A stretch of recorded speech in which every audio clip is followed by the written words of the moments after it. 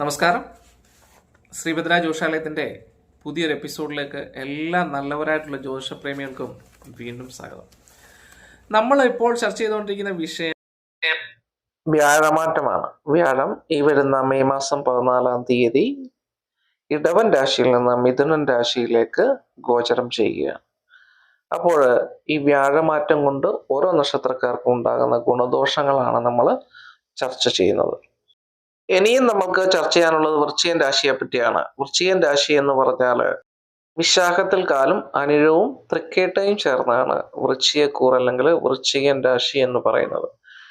വൃശ്ചികൻ രാശിക്കാരെ സംബന്ധിച്ചിടത്തോളം ഇപ്പോൾ അവർക്ക് സഞ്ചരിക്കുന്നത് വ്യാഴം 7ാം ഭാവത്തിലാണ്. അതായത് വിവാഹ മദനാലോക ഭാര്യാഭർത്തൃ സമാഗമ എന്നൊക്കെ ചിന്തിക്കുന്നത്. അതായത് വിവാഹഭാവം, ദാമ്പത്യഭാവം, ഇങ്ങനെയുള്ള ഭാവങ്ങളെ പറ്റി ചിന്തിക്കുന്നതാണ് 7ാം.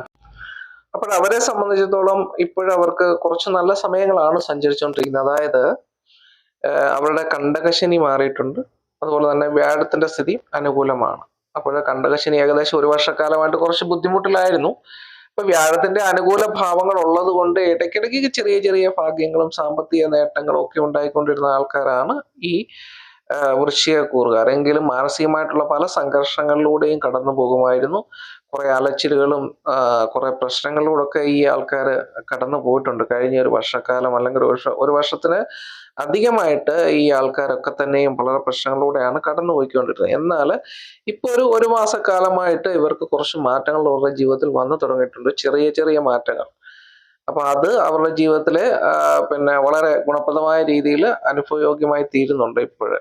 എങ്കിലും ഇനിയിപ്പോൾ വരാൻ പോകുന്ന കാലം കുറച്ച് പ്രശ്നകരമാണ്. കുറച്ച് പ്രശ്നം എന്ന് പറഞ്ഞു കഴിഞ്ഞാൽ കണ്ടകശനിയുടെ ദോഷങ്ങളൊക്കെ മാറിയിട്ടുണ്ട്. എങ്കിലും വ്യാഴത്തിന്റെ അഷ്ടമസ്ഥിതിയാണ് ഇനിയും വരാൻ പോകുന്നത്. അഷ്ടമസ്ഥിതി എന്ന് പറഞ്ഞാൽ അനിഷ്ടഭാവത്തിലേക്ക് വ്യാഴം മാറുകയാണ്. വ്യാഴം എന്ന് പറയുന്ന ഗ്രഹത്തിന് വളരെ ഗുണാനുഭവങ്ങൾ നൽകാൻ ശേഷിയുള്ള ഗ്രഹമാണ്. അതായത് സർവേശ്വര കാരകനാണ്. സർവ ഐശ്വര്യങ്ങളും പ്രദാനം ചെയ്യാൻ ശേഷിയുള്ള വ്യാഴമാണ്.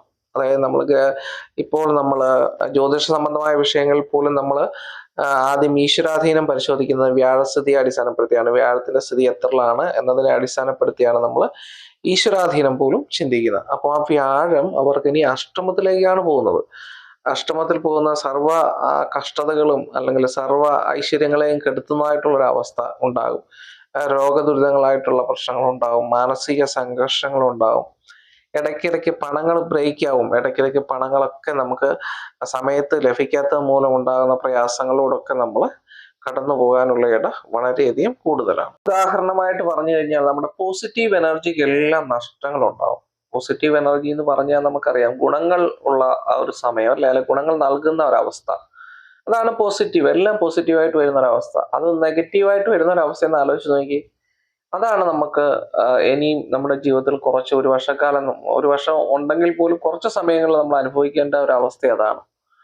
അപ്പൊ അതിനുവേണ്ടി നമ്മൾ ചെയ്യേണ്ട കാര്യം എന്താണെന്ന് ചോദിച്ചാൽ നമ്മൾ വ്യാഴപ്രീതികരമായിട്ടുള്ള കർമ്മം ചെയ്യുക. അതായത് ഈശ്വരാധീനം ഉണ്ടാകുന്നതിന് വേണ്ടിയുള്ള കർമ്മങ്ങൾ ചെയ്യുക. അപ്പോൾ നമുക്ക് ഈ തടസ്സങ്ങൾ നീങ്ങിക്കിട്ടും. ഈശ്വരാധീനം ഉണ്ടാകുന്ന കാര്യങ്ങൾ എന്തൊക്കെയാണ്? പ്രാർത്ഥന, ജപം, ദേവാലയ ദർശനം, അന്നദാനം, ഇങ്ങനെയുള്ള കാര്യങ്ങളിൽ നമ്മൾ കൂടുതൽ ഫോക്കസ് ചെയ്യുക. അതായത് നമ്മൾ സത്കർമ്മങ്ങൾ കൂടുതലും ചെയ്യുക എന്നുള്ളതാണ്. അതുപോലെ പ്രാർത്ഥനകൾ മുടങ്ങാതെ ചെയ്യുക എന്നുള്ളതാണ്. പിന്നെ ഞാൻ വേറൊരു കാര്യം കൂടി ഈ അവസരത്തിൽ നിങ്ങളോട് പറയാം. അതായത് ഇതൊരു പൊതുഫലം മാത്രമാണ്. ഈ ഇന്ത്യ മഹാരാജ്യത്തും നമ്മുടെ വിദേശ രാജ്യങ്ങളുമായിട്ട് കോടാനുകൂടി ആൾക്കാർ ഈ നക്ഷത്രത്തിൽ ഉള്ളവരുണ്ടല്ലേ. അപ്പൊ അവർക്ക് എല്ലാവർക്കും ഒരേപോലെയാണോ ഈ ഗുണാനുഭവങ്ങൾ ഉണ്ടാകുക? ഒരിക്കലുമല്ല. അപ്പം അതെന്താണെന്നുകൂടി ഞാൻ പറഞ്ഞു തരാം. നമ്മള് ഒരേ നക്ഷത്രത്തിൽ ജനിച്ച കുറെ ആൾക്കാരുണ്ടെന്ന് ഞാൻ പറഞ്ഞല്ലേ. അപ്പൊ അവർക്ക് എല്ലാവർക്കും ഒരേ സ്വഭാവമായിരിക്കത്തില്ല, ഒരേ ജോലി ആയിരിക്കത്തില്ല, ഒരേ സാമ്പത്തിക ഭദ്രതയായിരിക്കില്ല. അപ്പൊ അതൊക്കെ നിയന്ത്രിക്കുന്ന ഒരു പ്രധാന ഘടകമാണ്, അതായത് അവരുടെ ജാതകം, ജന്മലഗ്നം, ഗ്രഹങ്ങളുടെ ജാതകത്തിൽ ഗ്രഹങ്ങളുടെ സ്ഥിതി, ഗ്രഹനിലയിൽ ഗ്രഹങ്ങളുടെ സ്ഥിതി എവിടേക്കാണ്? പാപഗ്രഹങ്ങളുടെ കൂടെയാണോ നിൽക്കുന്നത്? ശുഭഗ്രഹങ്ങളുടെ കൂടെയാണോ നിൽക്കുന്നത്? അതോടൊപ്പം തന്നെ ഏതൊക്കെ ഗ്രഹങ്ങളുമായിട്ട് യോഗം ചെയ്ത് നിൽക്കുന്നു? അവരുടെ ദശാകാലം സഞ്ചരിക്കുന്നത് ഏതാണ്? അതിൽ അപകാരകാലം സഞ്ചരിക്കുന്നത് ഏതാണ്? ഇതൊക്കെ അടിസ്ഥാനപ്പെടുത്തിയാണ് പൂർണ്ണമായിട്ടുള്ള ഒരു ഫലം നമുക്ക് പ്രവചിക്കാനായിട്ട് സാധിക്കത്തുള്ളൂ. ഇതിലിപ്പോൾ ഞാൻ ഉൾപ്പെടെയുള്ള എല്ലാ ജ്യോതിഷന്മാരും പറയുന്നത് നിങ്ങൾ അന്ധമായിട്ട് ഒരു കാരണവശാലും വിശ്വസിക്കരുത്. കാരണം ഇതൊരു സാമാന്യേന ലഭിക്കുന്ന കാര്യമാണ്. ഇതിനകത്ത് പറയുന്ന കുറച്ച് കാര്യങ്ങൾ എന്താണെങ്കിലും നിങ്ങളുടെ ജീവിതത്തിൽ അനുഭവപ്പെടും. കുറച്ച് കാര്യങ്ങൾ അനുഭവപ്പെടാതെയും ഇരിക്കും. എന്താണെന്ന് ചോദിച്ചാൽ ആ ഗ്രഹനിലയെ അടിസ്ഥാനപ്പെടുത്തിയാണ്. ഇപ്പോൾ ഞാൻ പറയുകയാണ്, ഇപ്പോൾ നിങ്ങൾക്ക് വ്യാഴം നിങ്ങൾക്ക് അനിഷ്ടസ്ഥിതിയിലേക്ക് പോകുന്നു. വൃശ്ചികക്കൂറുകാർക്ക് അനിഷ്ടസ്ഥിതിയിലേക്ക് വ്യാഴം പോകുന്നു. പക്ഷേ ആ വ്യാഴം നിങ്ങളുടെ ഗ്രഹനിലയിൽ ഉച്ചസ്ഥിതനാണെങ്കിൽ അല്ലെങ്കിൽ സ്വക്ഷേത്ര ബലവാനാണെങ്കിൽ ഈ പറയുന്ന ദോഷങ്ങളിലൂടൊന്നും നിങ്ങൾ അനുഭവിക്കില്ല. നിങ്ങൾ ആ ദോഷങ്ങളിലേക്കൊന്നും നിങ്ങൾ പോകില്ല. നിങ്ങളുടെ കാര്യങ്ങൾ പഴയ പോലെ തന്നെ വളരെ ശുഭകരമായിട്ട് സഞ്ചരിക്കും. അപ്പൊ അതാണ് ഞാൻ പറഞ്ഞത്. പൂർണ്ണമായിട്ടുള്ള നമ്മൾ ഒരു വിവർത്തനം വരണമെങ്കിൽ നമ്മൾ ആ കറക്റ്റായിട്ട് നമ്മുടെ ജാതകവും ജന്മലഗ്നവും പരിശോധിച്ച് ദശാകാലം മനസ്സിലാക്കിയാൽ മാത്രമേ സാധിക്കത്തുള്ളൂ. അപ്പൊ അത് ഒരാളും ഇതിനകത്ത് പറഞ്ഞു തന്നിട്ടില്ല, തരാറില്ല എന്നാണ് ഞാൻ വിചാരിക്കുന്നത്. അപ്പം അത് നിങ്ങൾ കൃത്യമായി മനസ്സിലാക്കി. ഇത് എങ്ങനെ മനസ്സിലാക്കുമെന്ന് ചോദിച്ചാൽ നമ്മുടെ ഡേറ്റ് ഓഫ് ബർത്ത്, ജനനസമയം ഇത്യാദി കാര്യങ്ങൾ കൊടുത്തൊരു ജ്യോതിഷനെ കൊണ്ട് നിങ്ങൾ ഇത് പരിശോധിക്കുക. നിങ്ങളുടെ ദശാകാലവും ഗ്രഹങ്ങളുടെ സ്ഥിതിയും ബലാബലങ്ങളും ഒക്കെ നമ്മൾ പരിശോധിപ്പിച്ച് ഉറപ്പ് വരുത്തുക. നമ്മൾ സേഫ് ആണോ, ഒരു വർഷക്കാലം നമ്മൾ എങ്ങനെയാണ്, നമ്മൾ സേഫ് ആണോ, പ്രത്യേകിച്ച് ബിസിനസ് സംബന്ധമായിട്ടുള്ള മേഖലയിൽ സഞ്ചരിക്കുന്നവർ, അല്ലെങ്കിൽ പിന്നെ അതുപോലെ തന്നെ മറ്റു വിദ്യാഭ്യാസത്തിലൊക്കെ ഏർപ്പെട്ടിരിക്കുന്നവരുടെ വിജയങ്ങൾ, ഇതൊക്കെ നമ്മൾ പരിശോധിക്കുമ്പോൾ നമ്മൾ എന്താണെങ്കിലും അവരുടെ പരീക്ഷയിൽ വിജയം ലഭിക്കുമോ അല്ലെങ്കിൽ ബിസിനസ്സിൽ പരാജയം അനുഭവിക്കുമോ, ഇങ്ങനെയുള്ള കാര്യങ്ങൾ മനസ്സിലാക്കണമെങ്കിൽ തീർച്ചയായിട്ടും അവരുടെ ആ ജാതകം പരിശോധിച്ച് ഗ്രഹനില പരിശോധിച്ച് ദശാകാലം മനസ്സിലാക്കി ഒക്കെ തന്നെ നമുക്ക് 100% ഉറപ്പ് വരുത്താനായിട്ട് സാധിക്കത്തുള്ളൂ. അത് കൃത്യമായി നമ്മുടെ കുടുംബ ജീവിതത്തിൽ പലവിധ അരിഷ്ടതകളിലൂടെയൊക്കെ പോകുന്ന ആൾക്കാരുണ്ട്. അതായത് ദാമ്പത്യ കലഹങ്ങള്, ഭാര്യാഭർത്താക്കന്മാർ തമ്മിലുള്ള അഭിപ്രായ വ്യത്യാസങ്ങള്, ഭിന്നതകള്, പിന്നെ അതുപോലെ തന്നെ ചെറിയ രോഗദുരിത അവസ്ഥയിലൂടെ ഒക്കെ പൊയ്ക്കൊണ്ടിരുന്ന ആൾക്കാരുണ്ട് അല്ലേ. നമുക്ക് ചെറിയ ചെറിയ അസുഖങ്ങളും കാര്യങ്ങളൊക്കെ വന്നിട്ടൊന്നും അങ്ങോട്ട് അസുഖങ്ങൾ പൂർണ്ണമായിട്ട് മാറാതിരിക്കുന്ന ഒരവസ്ഥ, ഇങ്ങനെയൊക്കെയുള്ള അവസ്ഥയിൽ പോകുന്ന ആൾക്കാരാണെങ്കിൽ കുറച്ചൊന്ന് ശ്രദ്ധിക്കുക. അവരുടെ ജീവിത സാഹചര്യങ്ങൾ കുറച്ചൊന്ന് ശ്രദ്ധിക്കുക, നന്നായിട്ട് പ്രാർത്ഥിക്കുക, ഇത്യാദി കാര്യങ്ങൾ നമ്മൾ കൃത്യമായി ചെയ്യുക. അതായത് പ്രാർത്ഥനയാണ് നമ്മുടെ ജീവിതത്തിൽ വളരെയധികം ഉയർച്ച നൽകാൻ ശേഷിയുള്ളത്. അപ്പൊ അതുകൊണ്ട് നന്നായിട്ട് പ്രാർത്ഥിക്കുക. പിന്നെ അതോടൊപ്പം തന്നെ നമ്മൾ ഗവൺമെന്റ് സംബന്ധമായിട്ടുള്ള മേഖലയിലൊക്കെ പ്രവർത്തിക്കുന്നവരാണ്. സ്ഥലമാറ്റങ്ങള്, അതുപോലെ തന്നെ സ്ഥാനചലനങ്ങള് ഇത്യാദി കാര്യങ്ങൾ ഉണ്ടാവാനുള്ള ചാൻസ് വളരെയധികം കൂടുതലാണ്.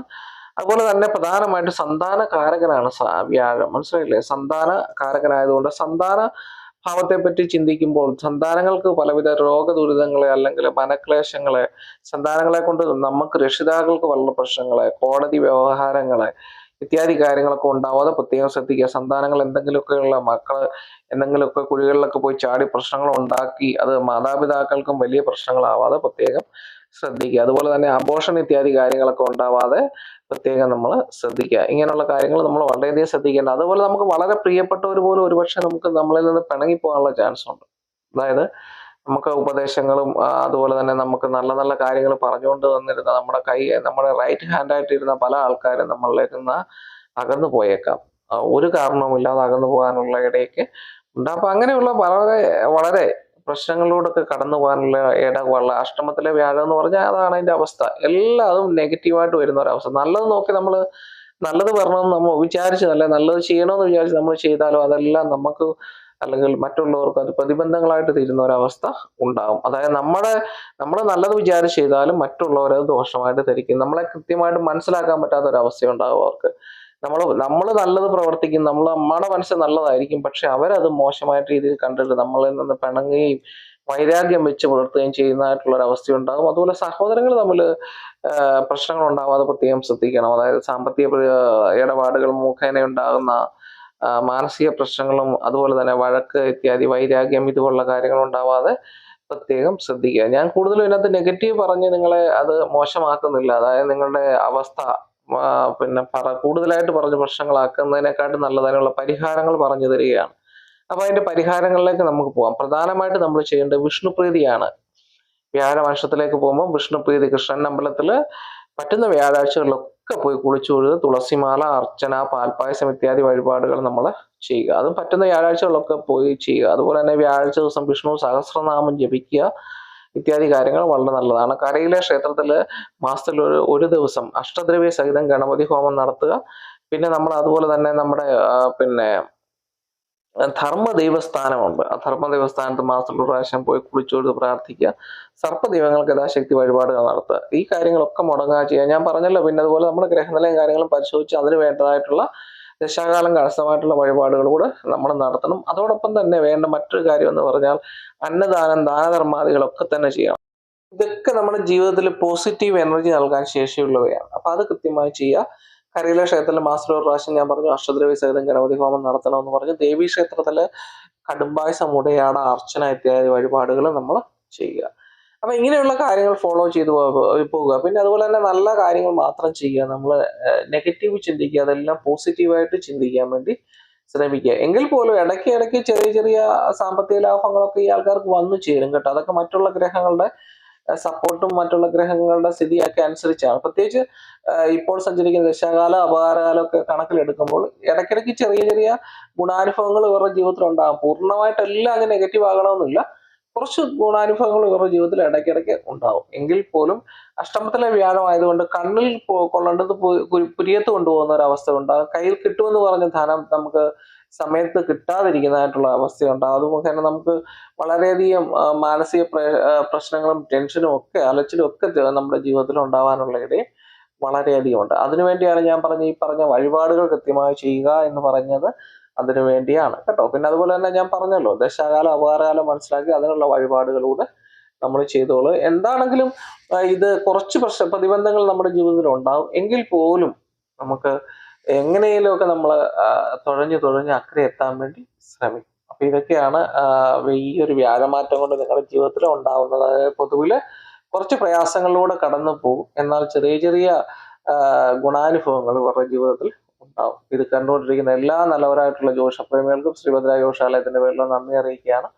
ഇതിനകത്ത് ഞാൻ പോസിറ്റീവ് ഒന്നും പറയാതിരുന്നതെന്ന് പറഞ്ഞാൽ കൂടുതലും പോസിറ്റീവ് ഒന്നും ഇതിനകത്ത് കാര്യമായിട്ട് പറയാനില്ലാത്തത് കൊണ്ടാണ്. അതുകൊണ്ട് ആരും അത് മോശമായിട്ട് കാണരുത്. അപ്പൊ അത് നിങ്ങൾ ഈ ഒരു പരിഹാരം ചെയ്ത് നിങ്ങളുടെ ജീവിതം നിങ്ങളെ മെച്ചപ്പെടുത്തിയെടുക്കാൻ വേണ്ടി ശ്രമിക്കുക. നന്ദി, നമസ്കാരം.